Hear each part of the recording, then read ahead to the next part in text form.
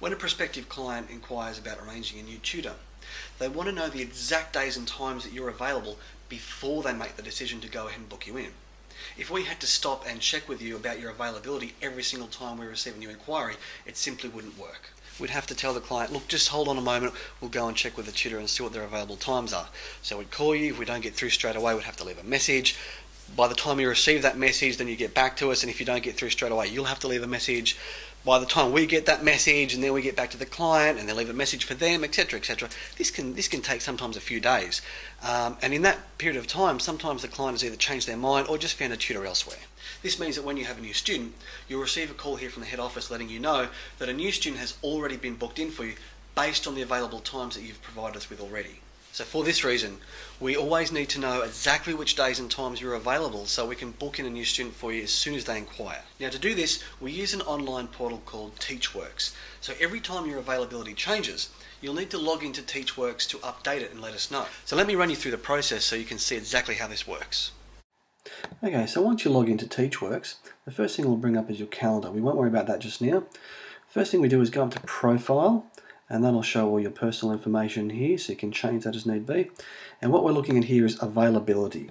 Now we're going to do Tyler's availability. So as Tyler logs in, see his details there, he's going to update his availability. Now at the moment he's only available Mondays, Tuesdays and Thursdays afternoons and Saturday mornings. So let's just see how we do this. The first thing we do is add row.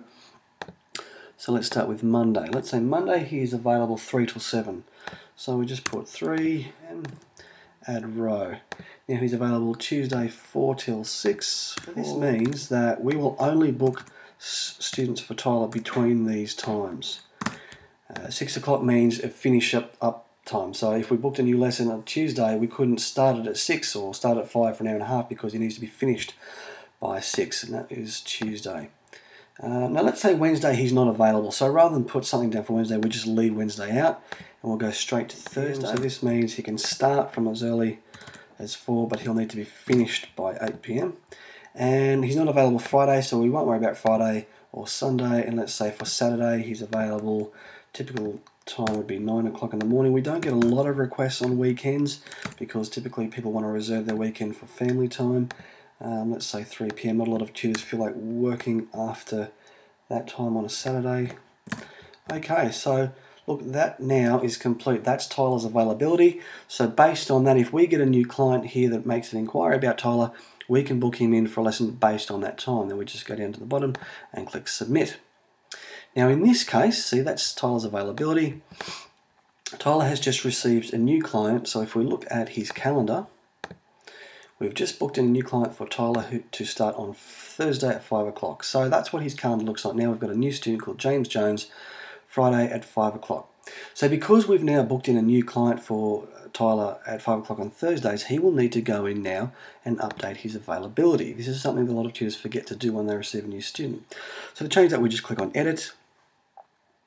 Now he's got this student from 5 till 6 on Thursday.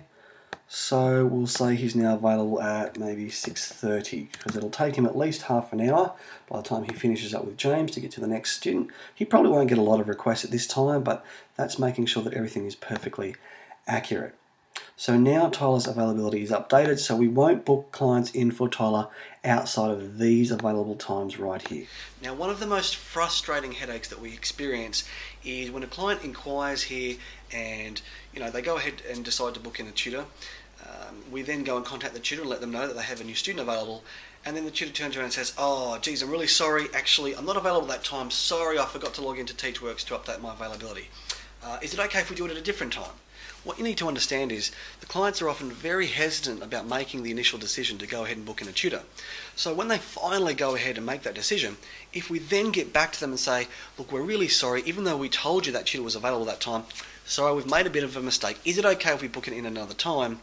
In that moment, there's about a 50-50 chance they'll just decide to discontinue or not go ahead at all, because it's a bit of a rapport breaker. It's sort of like going into a restaurant, looking at the menu, deciding to go to that restaurant because of what they've got on their menu. Then you go and sit down, wait 20 minutes for the meal to be cooked, only to have the waiter come back and say, "Look, we're really sorry, we don't have that meal that was available. That was the very reason that you chose us in the first place. So would you like something else instead that maybe you could have just gotten another restaurant?" So for that reason, please be very mindful to remember to log into Teachworks and update your availability whenever it changes. It's a very quick and easy process, but can save a lot of headaches. Now let's just look at his calendar for a moment, because this is an important aspect too. So at the end of each lesson, or actually before the end of the week, so by the end of Saturday, we need to know which lessons Tyler has done. Now this is very simple because he's only got the one student at the moment. So what he'll do, if that lesson did not go ahead, he would just click on there and click delete to remove it. But after this lesson goes ahead, at the end of the week, to let us know here at the office that that lesson was completed, he clicks on complete, and then he goes down here and changes schedule to attended.